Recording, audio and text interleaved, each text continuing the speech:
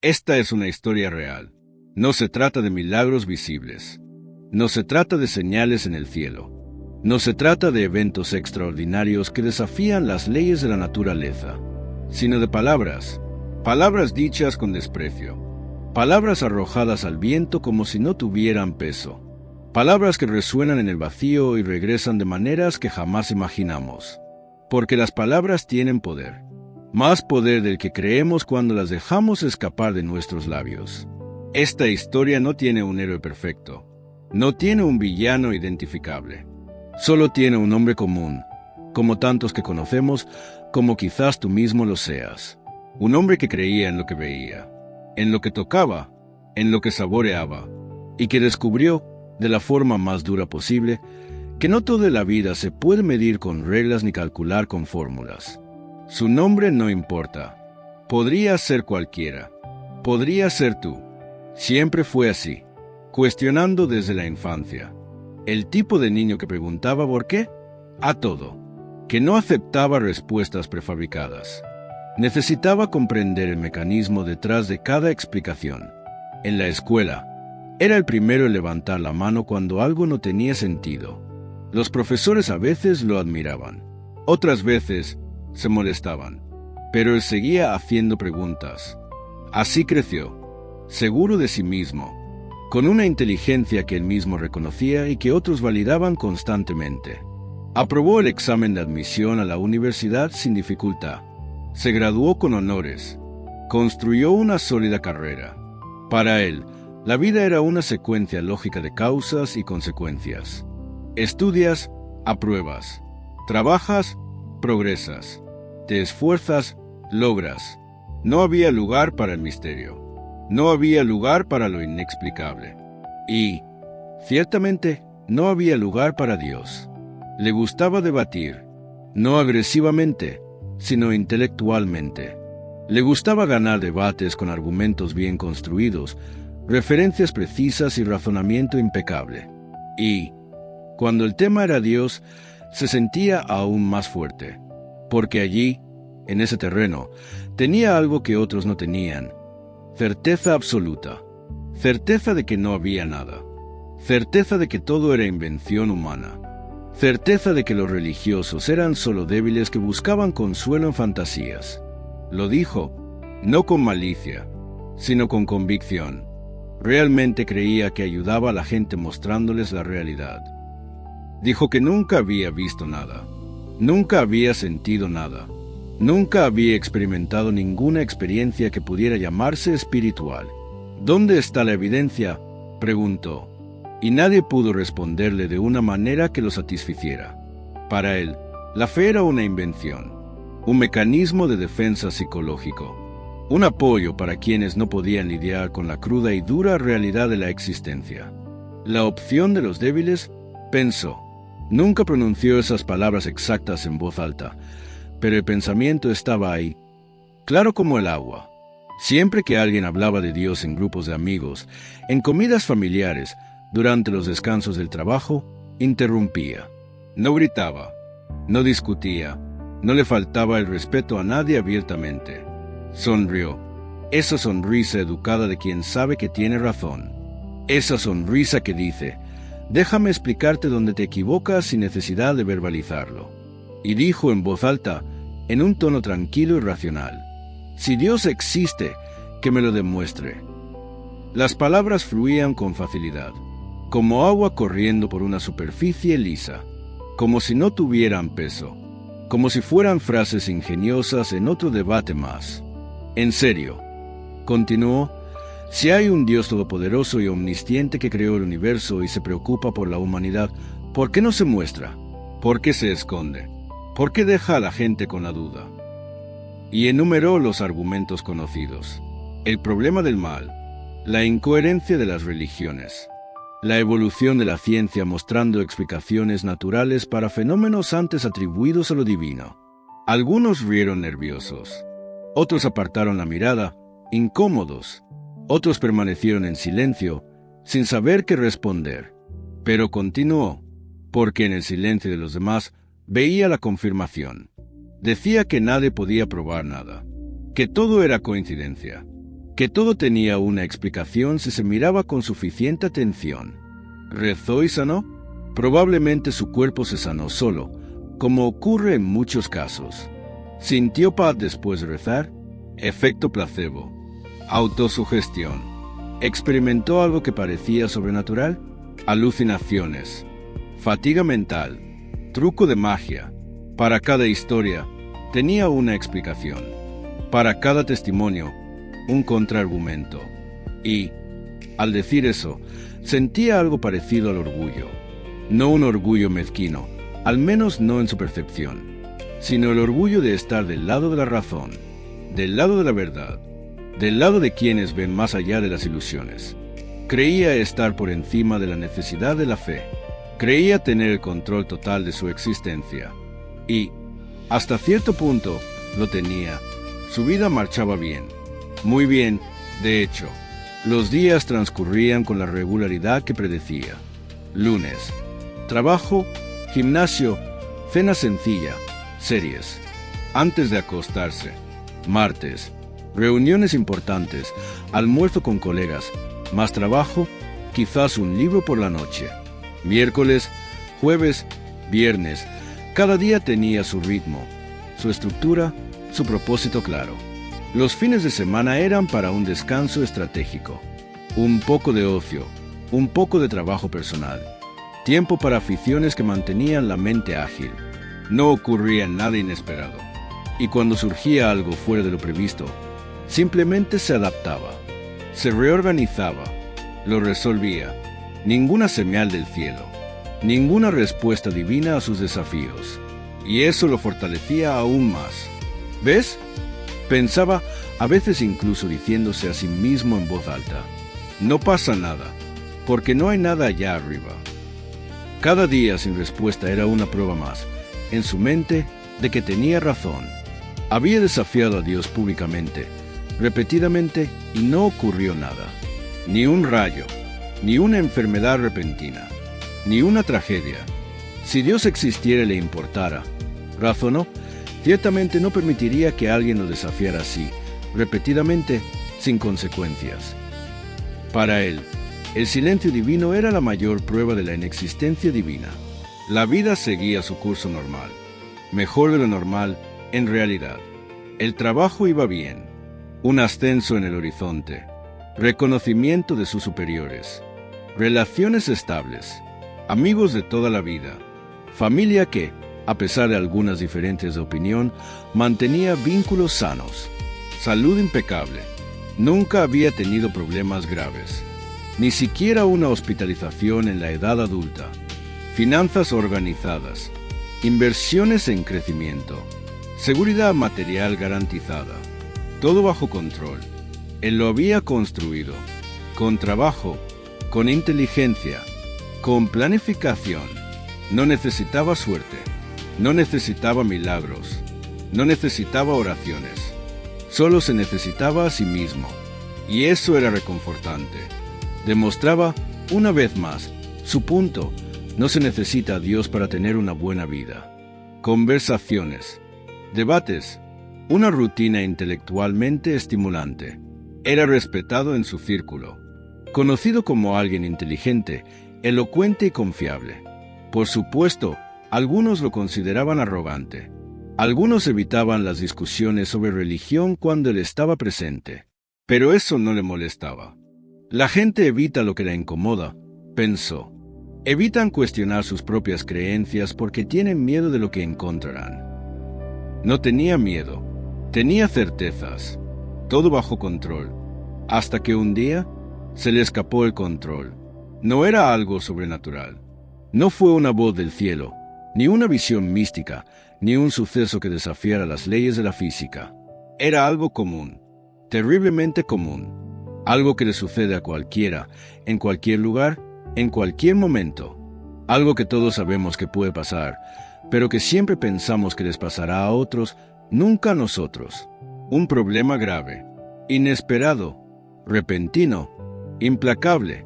Los detalles específicos no importan tanto. Podría ser de salud, podría ser financiero, podría ser profesional o familiar, pero el efecto siempre es el mismo. El suelo desaparece bajo tus pies. Para él, era algo relacionado con la salud. Empezó con síntomas leves. Los ignoró, porque era fuerte, porque estaba sano, porque su cuerpo siempre funcionaba a la perfección. Luego se volvió más difícil de ignorar. Una cita con el médico. Probablemente nada, pero investiguemos. Pruebas.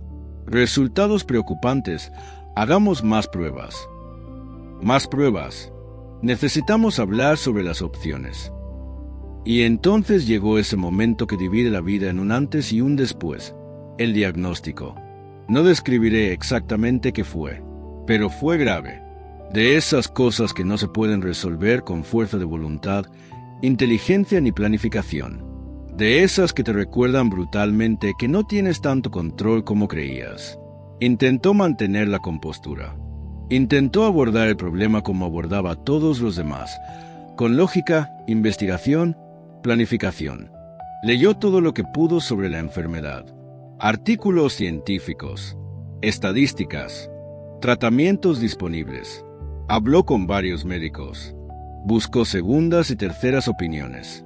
Reorganizó su vida en torno al tratamiento. Hojas de cálculo, cronogramas, listas de tareas. Intentó fingir que todo estaba bien, que era solo otro problema por resolver. Otro desafío que superar con método y determinación. Pero no lo era, y en el fondo lo sabía, porque por primera vez en su vida no tenía respuesta, no tenía argumentos que cambiaran la realidad, no había razonamiento lógico que pudiera alterar el diagnóstico, no había una salida clara, garantizada y controlable. ¿Ayudarían los tratamientos? Quizás. Las estadísticas mostraban probabilidades, no certezas. ¿Mejoraría? Posiblemente, pero también posiblemente no. ¿Cuánto tiempo? Nadie podía asegurarlo. Por primera vez, todas las variables estaban fuera de su control. El miedo apareció, no de forma explosiva, como en las películas, sino silenciosamente, gradual, insidioso. Entró lentamente, como agua filtrándose por una pequeña grieta, y se quedó, creció. Ocupó espacios que ni siquiera sabía que existían dentro de él. Miedo al dolor, miedo a la pérdida, miedo a lo desconocido, miedo a no estar preparado, miedo a haber perdido el tiempo, miedo a haber vivido mal, y peor aún, miedo a estar solo, completamente solo en todo esto.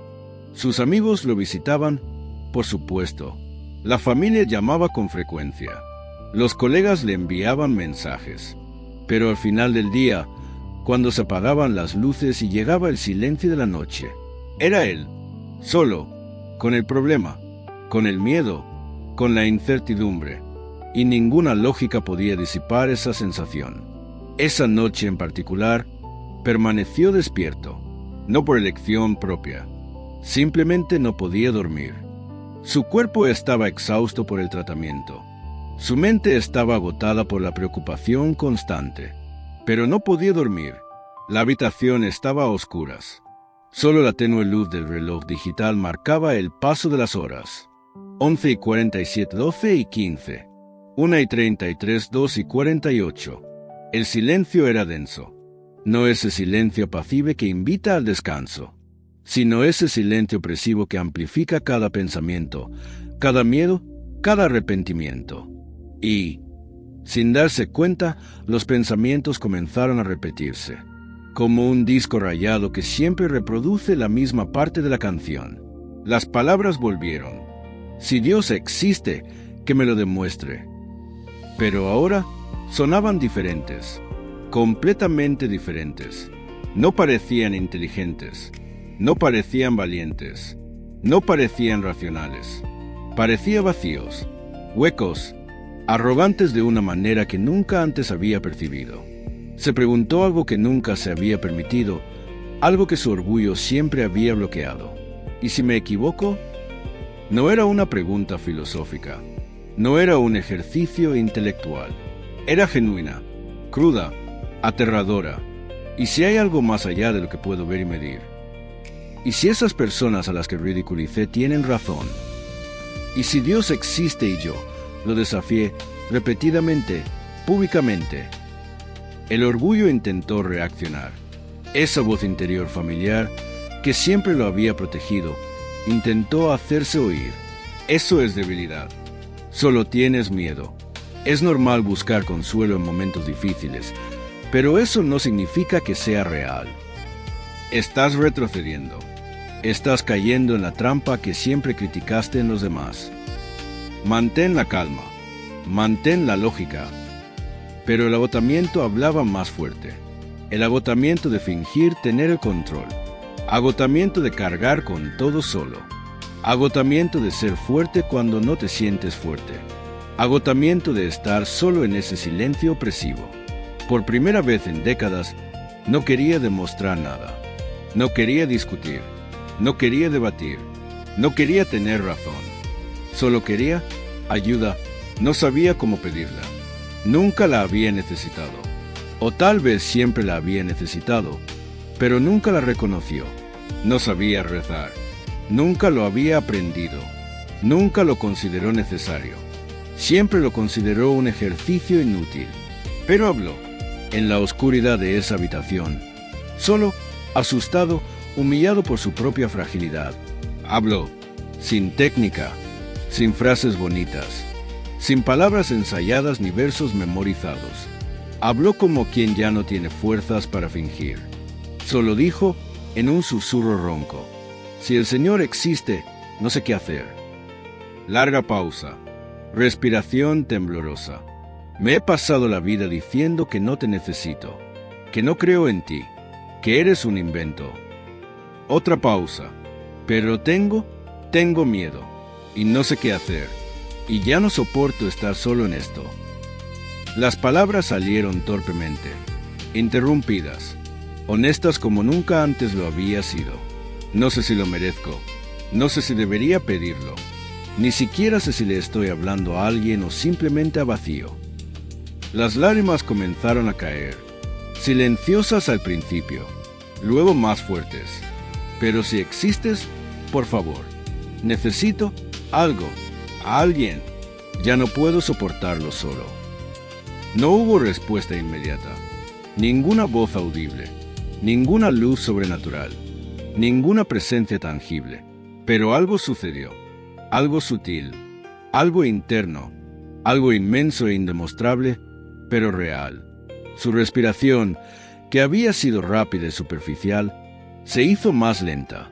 La opresión en el pecho, que parecía aplastarle las costillas, disminuyó. La tensión en sus hombros, que había arrastrado durante semanas, comenzó a aflojarse y, por primera vez en días, quizás semanas, lloró. No lloró de miedo, aunque el miedo seguía ahí. Lloró de alivio, alivio de finalmente soltar, de no tener que ser fuerte, de no tener que tener todas las respuestas, alivio de no estar, quizás, tan solo como pensaba. No hubo ningún milagro físico esa noche. El diagnóstico no cambió. Los síntomas no desaparecieron, pero algo cambió en él. Algo fundamental. Una puerta que había mantenido cerrada toda su vida comenzó a abrirse. Solo una rendija, pero lo suficiente para que algo entrara, o para que finalmente saliera de donde estaba. En los días siguientes, el problema no desapareció. El tratamiento continuó. Los efectos secundarios también. La incertidumbre sobre el futuro permaneció, pero cambió. No drásticamente, no de la noche a la mañana en una transformación milagrosa, sino gradual, sutil, profunda. Empezó a notar cosas que nunca antes había notado. La amabilidad de la enfermera que siempre tenía una palabra de aliento. El cuidado del médico que, además de tratar la enfermedad, atendía a la persona. El apoyo de la familia que, a pesar de todos los desacuerdos pasados, estuvo presente. Los amigos que no tenían respuestas, pero ofrecieron su presencia. Empezó a comprender que tal vez Dios no respondía de la manera que siempre exigía.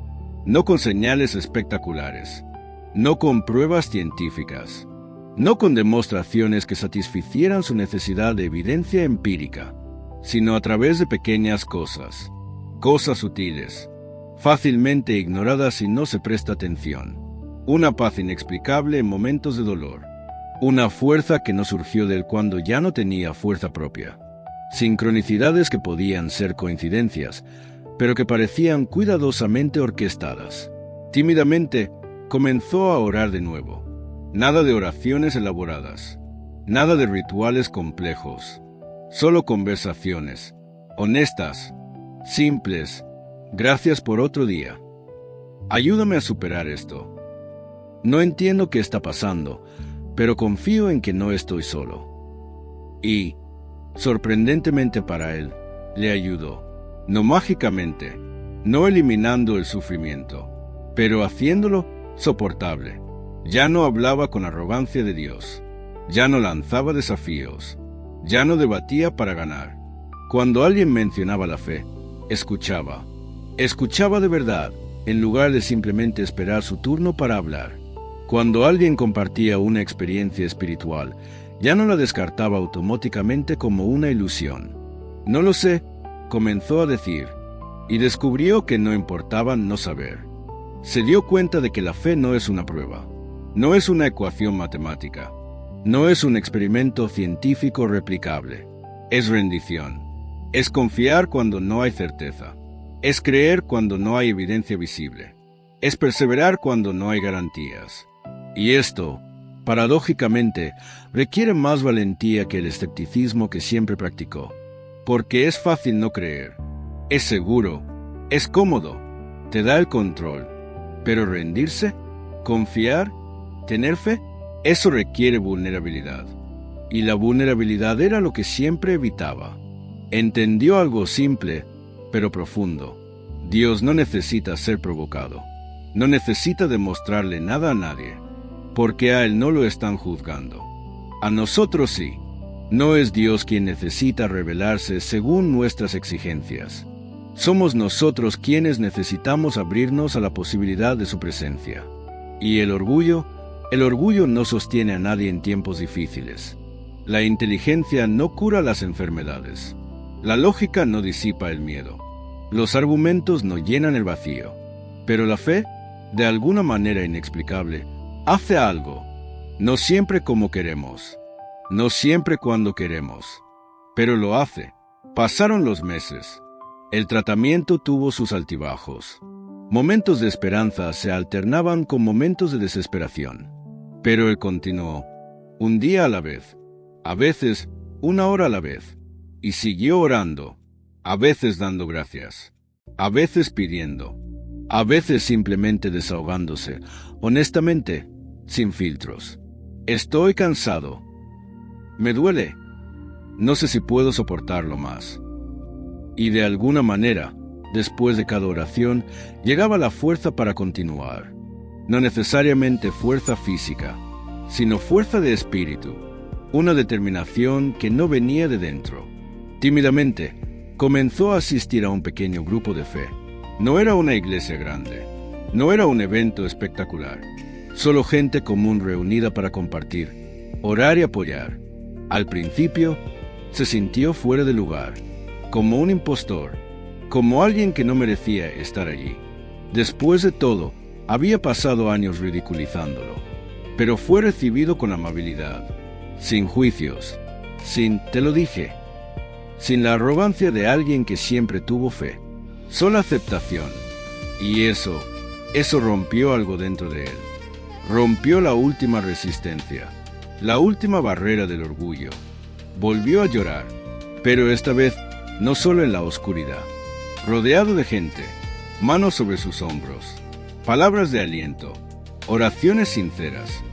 Se sintió, quizás por primera vez en su vida, parte de algo más grande que él mismo. Su vocabulario cambió. Ya no usaba «si Dios existe». Empezó a decir «cuando Dios me lo mostró» o «lo que Dios me ha estado enseñando». No porque hubiera visto milagros espectaculares, sino porque había experimentado su presencia constante. Su postura en los debates cambió por completo. Cuando alguien cuestionaba a Dios, ya no se apresuraba a defenderse ni a contraargumentar. Escuchaba, entendía, porque había estado allí mismo. «Te entiendo», decía. «Yo también lo pensé».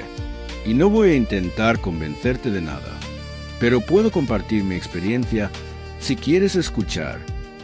Y compartía, no con la arrogancia de quien ha descubierto la verdad, sino con la humildad de quien ha sido destrozado y reconstruido. Algunos escuchaban, otros ponían los ojos en blanco, pensando que se había dado por vencido o se había debilitado, y él comprendía la reacción, porque era exactamente como habría reaccionado antes. Hoy escucha más, habla menos, y nunca volvió a repetir esa frase. Si Dios existe, que me lo demuestre. Porque aprendió que Dios no tiene que demostrar nada. Aprendió que la prueba, cuando llega, es personal, íntima, intransferible.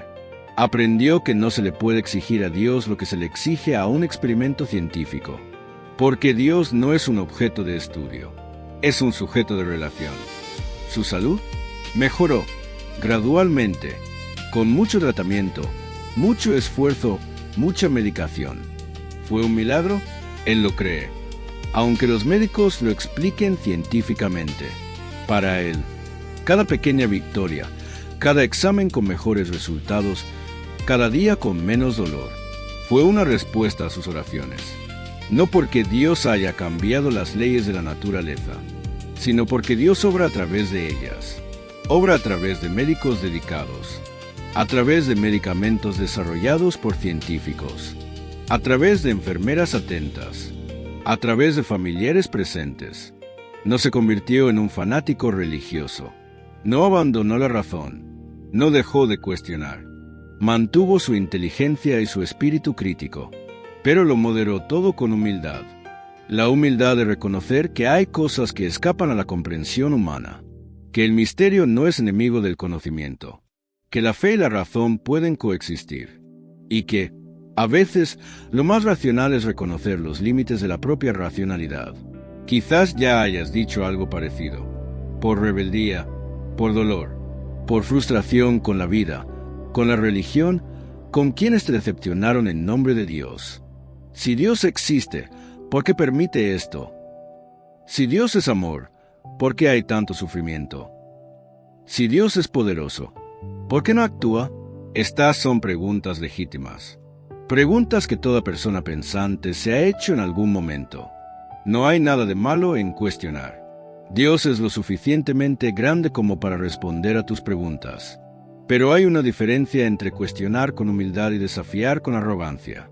Entre buscar comprensión y exigir explicaciones. Entre la duda honesta y el escepticismo orgulloso. Desafiar a Dios no es valentía. No es señal de inteligencia superior ni de alta racionalidad. A veces, es solo un grito de ayuda de alguien que aún no sabe cómo orar. Es un grito disfrazado de argumento. Una búsqueda disfrazada de rechazo.